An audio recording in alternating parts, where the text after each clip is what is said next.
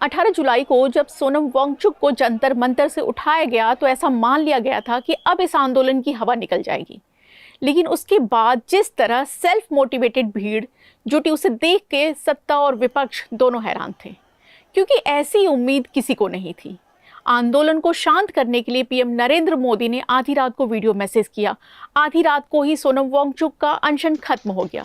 लेकिन क्या जैसे जैसे आंदोलन बढ़ रहा है, सरकार का रवैया भी बदल रहा है? पुलिस की बर्बर कार्रवाई के बाद जिस तरह इस आंदोलन की आग और भड़की है, क्या सरकार के पास इसे खत्म करने का कोई और ऑप्शन है? सरकार के पास आगे का क्या रास्ता है? क्या शिक्षा मंत्री धर्मेंद्र प्रधान को हटाना ही अब एकमात्र सॉल्यूशन है? इन सब मुद्दों पे बात करने के लिए एक बार फिर हमारे साथ है हिंदुस्तान के editor in chief Shashi Shekhar ji. सरकार के साथ कॉकरोच जनता पार्टी की दूसरे चरण की बातचीत भी एक असहमति के साथ खत्म हो गई है। सरकार ने कहा है कि हमें कल तक का वक्त दीजिए, क्योंकि ये लोग बार बार कह रहे हैं कि हमें तो इस्तीफा चाहिए। तो अब आप इस आंदोलन को आगे किस तरीके से बढ़ते हुए देखेंगे? असहमति पर तो खत्म नहीं हुई है। दो सहमतियां हैं। असहमत रहने की सहमति है पहले तो, और दूसरी बात यह है कि सरकार ने कल तक का टाइम मांगा है अकॉर्डिंग टू सीजेपी। कल तक का यानी कि शनिवार। सौरभ ने ये अपनी अभी बयान दिया है कि हमने 3 मांगे रखी थी। धर्मेंद्र प्रधान का इस्तीफा लिया जाए, जो जिन बच्चों ने आत्महत्या की उनके परिजनों को 1 करोड़ रुपया दिया जाए, जो मुकदमे दायर किए गए हैं उन्हें वापस लिया जाए। उन्होंने ये भी कहा कि हमने ये भी कहा कि जो लोग हमारे यहाँ खाना लेके आ रहे हैं या जो लोग आंदोलन स्थल से वापस जा रहे हैं, पुलिस उन्हें डिटेन कर रही है। सौरभ ने ये भी बताया कि सरकार ने कहा, या जो दो मंत्री थे सरकार की ओर से, उन्होंने कहा ऐसा नहीं हो रहा है, लेकिन यदि हो रहा है तो हम दिखवाएंगे। सौरभ का ये दावा है कि जो 2 मांगे हैं 1 करोड़ रुपए देने की, केसेस वापस लेने की, इस पर तो अनुकूलता दिखाई पड़ी, लेकिन धर्मेंद्र प्रधान पर उन्होंने टाइम मांगा है कल 2 बजे तक का, ये उनका कहना है। चूँकि अभी बातचीत जस्ट अभी ख़त्म हुई है, एक तरह से हम लाइव ही हैं, तो सरकार का पक्ष अभी सामने नहीं आया है। सौरभ ने ये भी कहा कि हमारी कुल जमा 10 मिनट बात हुई। इसका मतलब बात बड़ी कट टू कट थी, साफ सुथरी थी। तो अब देखते हैं कि कल क्या होता है, और ये भी देखते हैं कि इसका अंजाम क्या होता है, लेकिन भीड़ वहाँ पर कायम है। सोनम वांगचुक के चेहरे पे अगर ये आंदोलन शुरू हुआ, अगर हम कहें, लेकिन उनका अनशन खत्म हो चुका है, तो अब सरकार क्या कर रही है? क्योंकि आंदोलन तो खत्म नहीं हुआ अभी। सोनम वांगचुक के चेहरे पर नहीं हुआ, सोनम वांगचुक बाद में आए, और उन्होंने शायद अभिजीत दीपके वगैरह को लगा होगा कि नॉन पॉलिटिकल आदमी हैं, उनका एक मयार है भारतीय समाज के बीच में, उन्होंने बहुत बड़े काम किए हैं, और पारिस्थितिकी और पर्यावरण के लिए लड़ते हुए वो जेल भी गए, NSA में बंद रहे, काफ़ी समय उन्होंने जोधपुर की जेल में गुजारा, फिर लौट के आए वो। तो उनका आना आंदोलन की प्रवृत्ति को, आंदोलन के चरित्र को से मैच खाता था और स्टेटस को बढ़ाता था। वो आए, उन्होंने भूख हड़ताल की, भूख हड़ताल उन्होंने तोड़ भी दी। बाकी मांगे तो उन्होंने यथावत रखी, लेकिन वो धर्मेंद्र प्रधान के इस्तीफे से अब थोड़ा पीछे हो गए हैं। उन्होंने अपना बयान भी जारी किया कि भाई मैं थोड़ा अलग तरह से सोचता हूँ। पहली बात यह कि मुझसे हज़ारों लोगों ने अनुरोध किया कि ये आपका जीवन कीमती है, इसलिए मैं अनशन तोड़ रहा हूँ। दूसरी बात यह है कि मैं, अगर वो धर्मेंद्र प्रधान का इस्तीफ़ा नहीं ले रहे हैं तो इससे उनका नुकसान है। मैं अलग तरीके से सोचता हूँ, जितना देर करेंगे उससे उनका नुकसान होगा।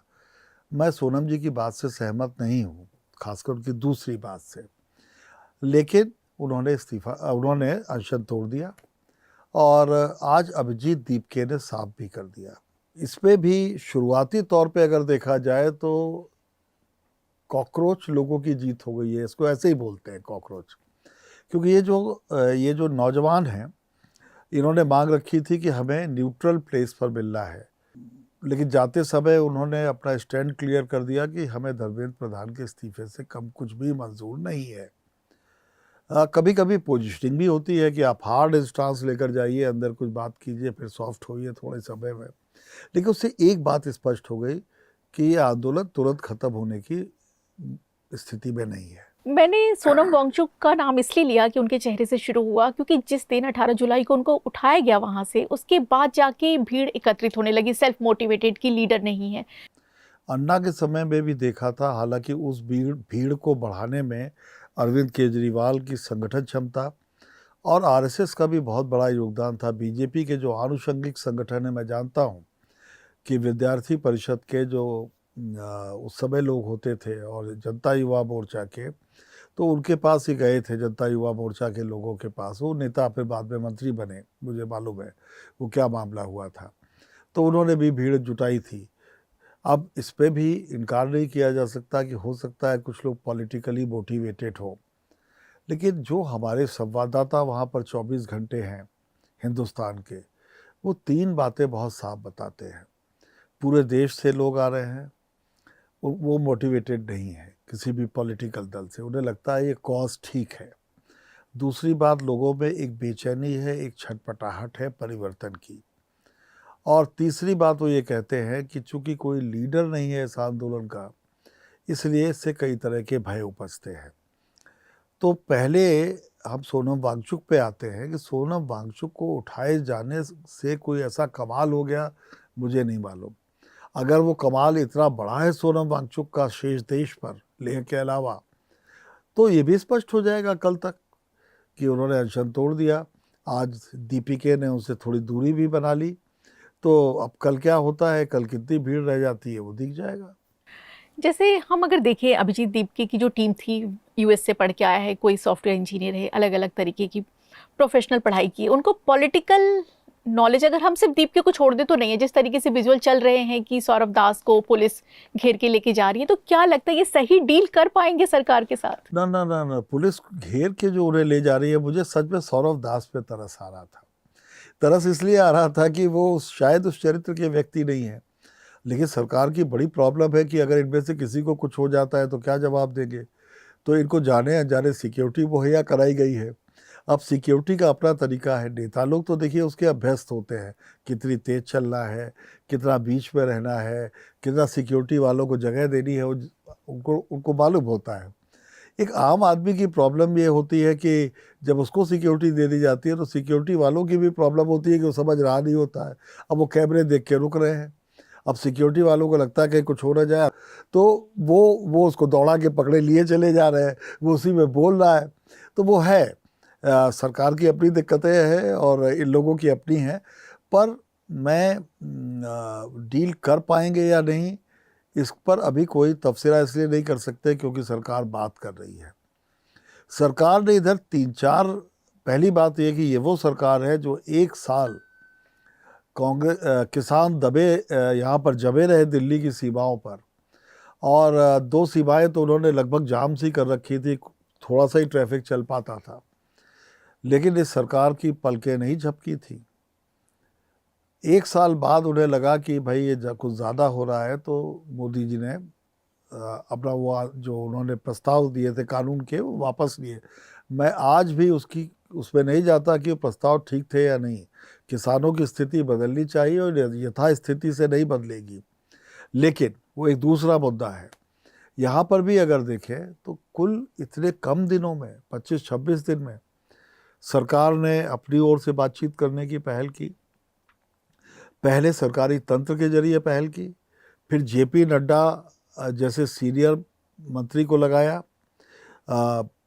प्रधानमंत्री ने खुद सवेरे कहा, एक दिन पहले कहा कि हम जो है फास्ट ट्रैक कोर्ट बनाएंगे और उनको जल्दी सज़ा दिलाएंगे।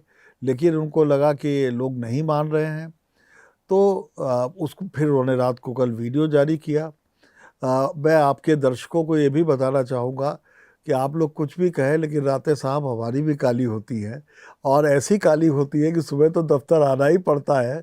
लेकिन मैं रात में 1:30 बजे प्रतिभा को मेल कर रहा था कि भाई कल इतने बजे ही शूटिंग कर पाएंगे क्योंकि पूरा दिन इस तरह से है। तो पूरी रात कल की काली हो गई। लगातार घटनाएं बदल रही थी, लगातार चीज़ें बदल रही थी। तो ये प्रधानमंत्री का मैसेज जो था वो नई उम्र की नई फसल के लिए था। पॉलिटिशियंस, पॉलिटिकल लोग कहेंगे कि साहब यूथ और महिलाएं उनका वोटर है, वो उनके साथ था, वो उसको साथ रखना चाहते हैं। उनमें थोड़ा सा डिसेंट पनप रहा था, उसको उन्होंने दूर करने की कोशिश की। लेकिन एक प्रधानमंत्री होने के नाते मैं एक ये भी सोचता हूँ कि यदि कोई हमें प्रधानमंत्री बना दे या कोई जिम्मेदारी दे, तो आखिर नई उम्र की नई फसल को मांझने की, परीक्षाओं को ठीक कराने की जिम्मेदारी भी उनकी है। और उन्होंने कल जैसा स्पष्ट किया कि वो जिम्मेदारी से भाग नहीं रही सरकार। पहली पहली उनकी जो उन्होंने कहा कि हमारा पहला लक्ष्य था पेपर लीक होने के बाद पेपर ठीक से कराएं और समय से कराएं, जल्दी से जल्दी कराएं, ताकि बच्चों का एक साल वेस्ट ना हो। दूसरा उन्होंने कहा कि फास्ट ट्रैक के जरिए है और मैं इस पर कड़े कानून चाहता हूँ और मेरी टेबल पर मसविदा रखा है। मैंने सवेरे कहा, आप सोचिए लॉ डिपार्टमेंट ने और लोगों ने कितनी मेहनत की होगी। आज उन्होंने चर्चा भी की मंत्रिमंडल के साथ बैठकर, सोमवार को यकीनन लाएंगे जो उन्होंने कहा संसद में। तो कानून बनाने की बात भी उन्होंने कही, सब कुछ किया। देखिए, अब अगर ये आंदोलन बहुत लंबा खिंचता है तो इसकी कुछ आशंकाएं पैदा हो रही है। बुधवार की रात को एक बड़ा अजीब सा तमाशा हुआ। टॉलस्टॉय मार्ग जो दिल्ली का है, वहाँ पर लाठीचार्ज करना पड़ा, आंसू गैस के गोले छोड़ने पड़े। क्यों हुआ ऐसा? अचानक बहुत से लोग वहाँ इकट्ठा हो गए। एक तरफ वो लोग इकट्ठा हो रहे थे, वो नारेबाजी कर रहे थे।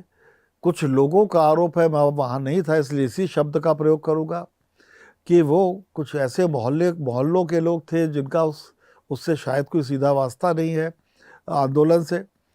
और वो जो नारे लगा रहे थे वो भी बहुत शोभाजनक नहीं थे, जो बातें कर रहे थे वो भी बहुत शोभाजनक नहीं थी, मर्यादित नहीं थी। उसी में कुछ लोगों ने खंजर तलवारें निकाली, एक धर्म विशेष के लोगों ने। तो उस समय स्थिति नियंत्रित करनी पड़ी। लेकिन अगर उससे 1 किलोमीटर दूर जंतर मंतर पे क्या हो रहा था? ह्यूमन चेन बनाकर नौजवान लोग खड़े हुए थे कि कोई असामाजिक तत्व तो यहाँ ना आ जाए या हमारे लोग किसी गम और गुस्से में बाहर ना निकल पड़े। अगर प्रोटेस्ट के कॉज को बचाना है बचाने के लिए, उसकी पवित्रता और अहिंसा पर चलने के लिए नौजवान लोगों से इस संयम की उम्मीद कम की जाती है। पर बुधवार की घटना ने एक भय पैदा कर दिया है। भय ये पैदा कर दिया है कि जब कोई एक स्थापित लीडर सामने नहीं होता है तो भीड़ को बहकने का भय हो जाता है। अब वो जो लोग थे, कुछ असामाजिक तत्व तो घुस आए इसमें, तो कुछ भी हो सकता है। आपने जो कहा उसमें 2 सवाल निकल के आते हैं। पहले तो मैं बात करूंगी कि क्या कानून बनाने से सब चीज़ें ठीक हो जाएंगी, और दूसरा चीज़ है कि ये प्रोटेस्ट जिस तरीके से हमने देखा, ये मैं बाद में पूछूंगी कि वो क्या आपने अपने पूरे करियर में देखा, क्योंकि ये सबके लिए इंटरेस्टिंग है। तो सबसे पहले ये बताइए कि कानून बनाने से क्या चीज़ें ठीक हो जाएंगी? मुझे डाउट है। सरकार की मंशा स्पष्ट होती है कि वो चाहते हैं। कुछ ऐसा भी है कि 1 करोड़ रुपए जुर्माना लगेगा, बड़ा भारी कानून आने वाला है, चर्चा है, मुझे मालूम नहीं। कानून मरीज का इलाज है, मर्ज का इलाज नहीं है। नकल रोकनी है, अगर पेपर लीक होना रोकना है, उस तरह के सिस्टम्स बनाने होंगे। आपने ये जो प्रोटेस्ट देखा जिसमें हम कह रहे हैं कि नए युवा हैं, नई फसल है, तो अभी तक हम जो देखते थे जिस चीज़ के लिए उन्हें ब्लेम किया जाता था कि हमेशा फ़ोन पे रहते हैं, रील बनाते हैं, लेकिन अब उसी रील की वजह से क्या उन्होंने अपना प्रोटेस्ट का, अपने प्रमोशन के लिए एक अलग रास्ता चुन लिया है? सवाल बहुत इंटरेस्टिंग है और आपके सवाल का दूसरा हिस्सा था। कॉकरोच जनता पार्टी एक व्यंग्य से शुरू हुई थी कि आप हमें कॉकरोच कह रहे हैं और देखिए मैं कॉकरोच जनता पार्टी बना रहा हूँ। और उसके जैसे फॉलोअर्स बढ़े, आज उसके 2.5 करोड़ से ज़्यादा फॉलोअर्स है। जो भारतीय जनता पार्टी, जो विश्व की सबसे बड़ी राजनीतिक पार्टी खुद को बताती है, उससे भी ज़्यादा है। तो कहीं न कहीं ये 2 चीज़ें शो करता था। सोशल मीडिया को सिर्फ कौतुक का विषय नहीं मान लेना चाहिए। कुछ तो लोगों में था, भारत के बाहर के लोग भी जुड़े, पाकिस्तान के लोग भी जुड़े, बांग्लादेश के लोग भी जुड़े, और जगहों के बच्चे भी जुड़े उससे। कुछ लोग उत्कंठावश भी जुड़े होंगे, कुछ लोग आनंद लेने के लिए जुड़े होंगे। लेकिन जब अभिजीत दीपके आए तो सीरियसली किसी ने भी नहीं लिया था, मैंने भी नहीं लिया था। मुझे लगता था कि इनके पीछे कोई थॉट नहीं है, इनके पीछे कोई संगठन नहीं है, ये करेंगे क्या। हवा में बातें थी कि आम आदमी पार्टी इनको बढ़ावा दे रही है।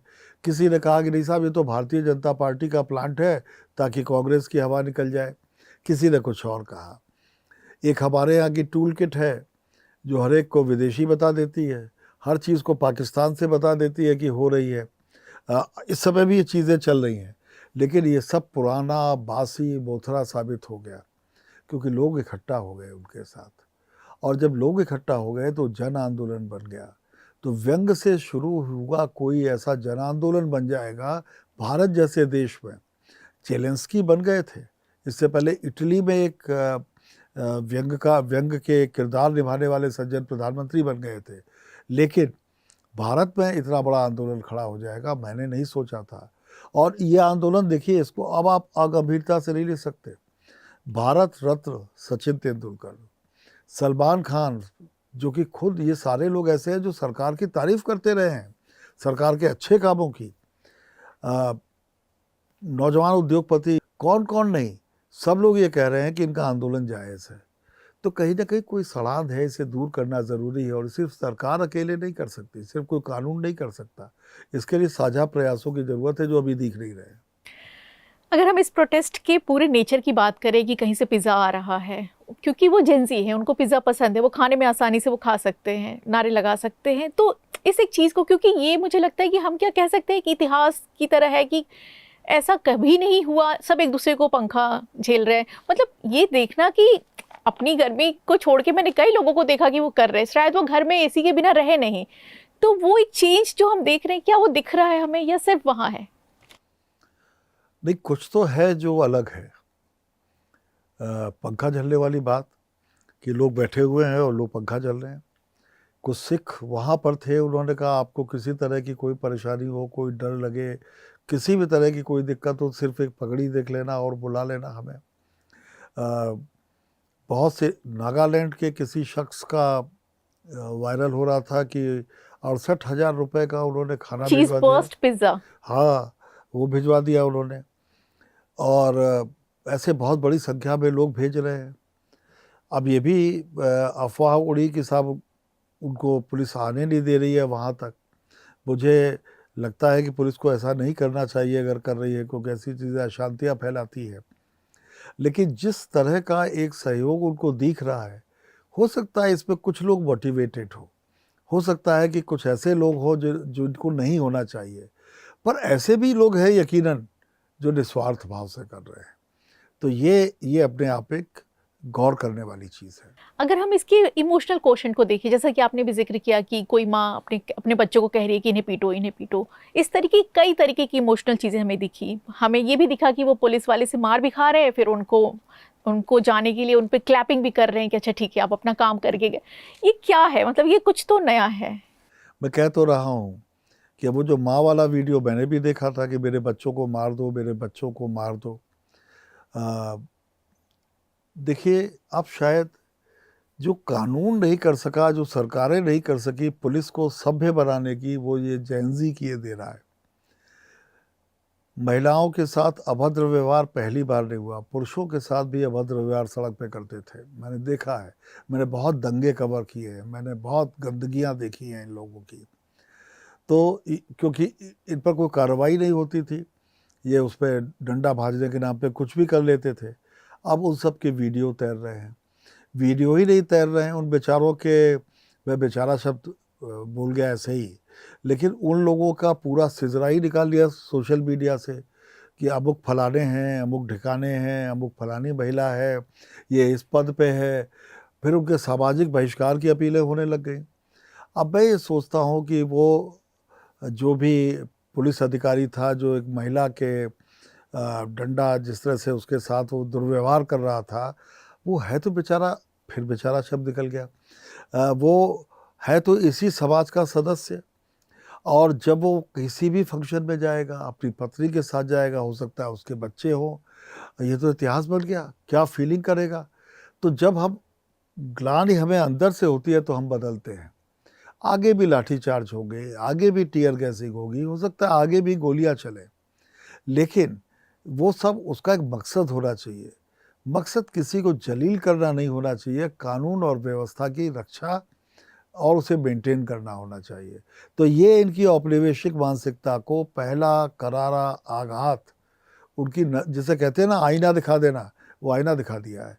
फिर इसी तरह कुछ वीडियोस हैं, कुछ लोग सिविल कपड़ों में खड़े हुए हैं। अब मालूम नहीं वो पुलिस वाले थे कि नहीं। उनके हाथ में जो डंडे हैं वो पुलिस वाले लिए रहते हैं।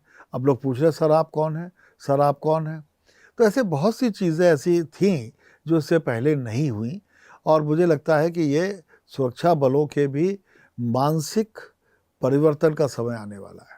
आप बेचारे उस पुलिस अधिकारी का मुंह देखिए जिससे वो माँ कह रही है मेरे दोनों बच्चों को मार दो, मेरे बच्चों को मार दो, मेरे बच्चों को मार दो। अब वो बेचारा चाहता तो नहीं था ना ये करना या ये सुनना, पर सुनना पड़ रहा था उसको। एक चीज जब हम देखते हैं कि जब इस आंदोलन को क्रैकडाउन किया गया 20 जुलाई को, तो जंतर मंतर पूरा खाली था। ऐसी वीडियो फुटेज सब कुछ आ रहे थे कि जंतर मंतर खाली है, लेकिन फिर आधी रात तक वापस वो भीड़ कैसे पहुंच गई? मुझे ऐसा लगता है सुरक्षा बलों ने, प्रशासन ने, सबने मंथन किया कि अगर ये लौट रहे हैं तो इसमें भी अगर हम अड़ंगा डालेंगे तो हमें फिर लाठीचार्ज करना पड़ेगा, फिर वही सब करना पड़ेगा। और ये जो हाथ में मोबाइल फ़ोन है इन बच्चों के, ये इतना घातक है, ये उन्होंने कभी सोचा नहीं था। आखिर वो कितने फ़ोन तोड़ देते, कितने फ़ोन छीन लेते। हर एक का तो नहीं छीन सकते थे, कोई पास खड़ा था, कोई दूर खड़ा था। तो कोई सुरक्षित जगह पे खड़ा हुआ था। फिर पचासों सैकड़ों यूट्यूबर थे, कुछ मोटिवेटेड यूट्यूबर्स भी थे। तो इसलिए चीज़ छुप नहीं रही थी। मुझे ऐसा लगता है कि भाई कम से कम एक जगह इकट्ठा हैं तो वहाँ बना रहने दो। जंतर मंतर का प्रादुर्भाव भी इसीलिए हुआ था, जैसे पहले वोट क्लब हुआ करता था कि वहाँ पे अनशन धरना प्रदर्शन होते थे, अब ये जंतर मंतर बना दिया है। तो जंतर मंतर पे डटा रहने दो भाई, कम से कम एक जगह हमारी नज़रों के सामने रहेंगे। अगर कोई कानून व्यवस्था बिगड़ेगी तो उसे हैंडल करना आसान होगा। किसी और जगह जैसे टॉलस्टॉय मार्ग पर हुआ तो फोर्सेस को मोबिलाइज़ किया जा सकेगा वहाँ पर, क्योंकि यहाँ पर उनके बीच एक समन्वय हो गया है। ये उसी वीडियो जो बनाए बच्चों ने उसी का कमाल था कि जॉइंट कमिश्नर पुलिस मेरी याददाश्त में 45 साल का कैरियर है मेरा, मैंने कभी ऐसे नहीं देखा था कि वो बाहर आके बाइट दे रहे हैं कि जो लोग जंतर मंतर के प्रोटेस्टर्स हैं वो बहुत अच्छा काम कर रहे हैं, शांति व्यवस्था मेंटेन करने में हमारा सहयोग कर रहे हैं, हम भी कर रहे हैं। पब्लिक और पुलिस तालमेल जो एक दिन पहले तक नहीं दिख रहा था उन्होंने दिखाया। तो ये एक अच्छी बात है। आंदोलन हो, अपनी बातें शांति से कही जाएं, सरकार उसको सुने, एक ऐसा समाधान निकले जिससे आने वाली पीढ़ियों को दिक्कत ना हो। आपने वीडियो की बात कही, आपने देखा होगा कि जो मुंबई में प्रोटेस्ट हुआ है उसमें 2 तरीके की वीडियो वायरल हो रहे हैं। एक लड़की जो एक वैन के सामने खड़ी है, 45 मिनट तक खड़ी रही। एक वीडियो 2 बच्चों ने बनाया जो नाबालिग ही दिख रहे हैं कि पुलिस वाला कह रहा है कि मैं तुम्हें फंसा दूंगा। उसे नहीं पता कि बच्चे क्या कर रहे हैं। तो कह तो रहा हूँ, ये जो औपनिवेशिक मानसिकता है, मार दूंगा, बंद कर दूंगा, तो तेरे शरीर के साथ कुछ भी कर सकता हूँ, यही तो सब बदल रहा है, यही हम बदल एक जाएगा। नए चेंज की अब ये तरफ नया है। चेंज है। देखिए, प्रतिरोध जो है ये मानवीय प्रवृत्ति है। ये तो पुलिस वैन के सामने महिला खड़ी हुई थी, पुलिस वाले हमें अपने से ही लगते हैं, हमारी सोसाइटी के हैं, हम रोज देखते हैं। सेना थोड़ी अलग होती है। तिएनअनमेन चौक पर जब चीन में बच्चों के ऊपर टैंक चढ़ा दिए थे उन्होंने, उस समय भी एक अकेला तन्हा आदमी आके टैंक के सामने खड़ा हो गया था और टैंक ने रास्ता बदल के टैंक आगे बढ़ा था उसे हटा के। तो प्रतिरोध मानवीय प्रवृत्ति है। जैसे अनुकूलता मानवीय प्रवृत्ति है, अनुकरण मानवीय प्रवृत्ति है, वैसे प्रतिरोध भी है। तो वो प्रतिरोध उस महिला का, मुंबई वाली महिला का भी था और उसका व्यक्ति का भी था चीन में, जिसका नाम कोई नहीं जानता। इसका तो नाम जानते हैं, कोई मिस अहीर हैं जिन्होंने ये किया था, क्योंकि टेलीविज़न पे इंटरव्यू आ रहे हैं। उसका तो पता नहीं क्या हुआ होगा, चीन में ऐसा लोकतंत्र नहीं है। जी, इस मामले में हम लकी हैं। आखिरी सवाल ये है कि क्या इस पूरे प्रोटेस्ट से जिस तरीके से शुरू हुआ और लोगों ने सीरियस नहीं लिया, अब बहुत सीरियस ले रहे हैं, अब सब डर रहे हैं कि वीकेंड में कॉर्पोरेट भी इसमें आके जुड़ जाएंगे, वो लोग जिन्हें सैटरडे संडे छुट्टी होगी, तो क्या कहीं एक सरकार की ब्रांड कमज़ोर हुई है? मैं इसको, देखिए, ब्रांड को एक दिन में आंका नहीं जा सकता, क्योंकि फॉलो अप एक्शन से बहुत सी चीज़ें डिसाइड होती है। हाँ, एक बात और, आज ये खबर चल रही है कि दिल्ली पुलिस के सारे कर्मचारियों की छुट्टियां रद्द कर दी गई हैं। अब ये अतिरिक्त फोर्स की व्यवस्था क्यों की जा रही है? क्या कानून व्यवस्था को सिर्फ बनाने के लिए, या बल प्रयोग भी हो सकता है आगे? ये बातें उड़ने लगी है सोशल मीडिया पर इसी समय से। ये भी नहीं मालूम कि छुट्टियां रद्द हुई हैं कि नहीं, क्योंकि वो भी सोशल मीडिया पे और टेलीविज़न पे आया है। एक बात मीडिया के लिए भी, कि मीडिया को और संयत और संयमित होने की ज़रूरत है, क्योंकि जो मीडिया के साथ भी हो रहा है, गंभीर लोगों को उन्होंने नहीं छुआ, लेकिन कुछ ऐसे लोग ज़रूर लपेटे में आ गए जो सिर्फ अपना काम कर रहे थे। मैं प्रोटेस्टर्स को बोलूँगा कि आप यदि अधिकार चाहते हैं तो कृपया दूसरों के अधिकारों की भी रक्षा कीजिए। इसमें पुलिस वाले भी शामिल हैं, उन्हें भी गालियाँ मत दीजिए, उनके ऊपर भी उन्हें मत चिढ़ाइए, वो भी अपनी ड्यूटी कर रहे हैं, तो ये गलत बात है। आप प्रतिरोध कर रहे हैं, हो सकता है आप इतिहास बना रहे हो, लेकिन आप इतिहास को विकृत करने के हकदार नहीं हैं। किस तरीके से, क्या हम कुछ और भी कर सकते थे इसके लिए, इसे थोड़ा बेहतर तरीके से मैनेज करने के लिए? क्या कर सकते थे? आखिर सरकारों को कुछ तो करना पड़ेगा। उनके सामने ये प्रोटेस्टर उतनी बड़ी दिक्कत नहीं है जितनी बड़ी दिक्कत लॉ एंड ऑर्डर है। कोई बम धमाका हो जाए, कोई ऐसा शख्स आ जाए जो कुछ गड़बड़ कर दे, कोई लोन वुल्फ आ जाए, तरह तरह की दिक्कतें हैं। कभी सुरक्षा बलों की दिक्कतों को भी सोचना चाहिए। और आज के इस ज़माने में जहाँ ऐसा मास प्रोटेस्ट चल रहा हो, कोई गड़बड़ी हो सकती है, तो सरकार की दिक्कत ये होती है कि एक तरफ कुआं होता है, एक तरफ खाई होती है। पूरे देश में एक साथ कई तरह की समस्याएं चल रही होती हैं, तो भीड़ ज़्यादा इकट्ठा ना हो, कुछ इसकी एहतियात बरती जा रही है। ये एहतियात प्रोटेस्टर्स की संख्या कम करने के लिए भी हो सकती है, लेकिन कहीं ज़्यादा बड़ा उसका एक मकसद ये भी है कि अवांछित भीड़ और अवांछित लोग ना आ जाएं उसमें। जी, डबल प्रॉब्लम में से जूझ रहे हैं वो लोग। लेकिन मैं एक बात कहूँगा कि व्यंग से शुरू हुआ आंदोलन जन आंदोलन बन गया, और ये जन आंदोलन जब भी खत्म होगा तो अपने खात्मे के साथ समाधान जो लाए, लेकिन पूरे सिस्टम पर, वो सिस्टम किसी पार्टी का नहीं है, वो इस देश का है। Thank you sir. आज जो भी हो रहा है, सीजेपी मिलने गई है सरकार से, इससे जो भी निकल के आएगा हम सोमवार को एक बार फिर आपसे कनेक्ट करेंगे, और तब तक देखते रहिए कि क्या चल रहा है। दिलचस्प होगा जो भी चल रहा है। बिल्कुल बिल्कुल। Thank you very much. Thank you sir, thank you. CJP की टीम एक बार फिर सरकार से मिलने पहुंच गई है। अब देखते हैं कि इससे क्या निकल के आता है। क्या सरकार एजुकेशन मिनिस्टर धर्मेंद्र प्रधान का इस्तीफा लेती है, क्योंकि दीपके की टीम ये साफ कह चुकी है कि जब तक रेजिग्नेशन नहीं होगा वो आंदोलन खत्म नहीं करेंगे। इसमें आगे क्या होता है, क्या मोड़ आता है, ये सब देखने के लिए आप लाइव हिंदुस्तान का ऐप ज़रूर डाउनलोड करें।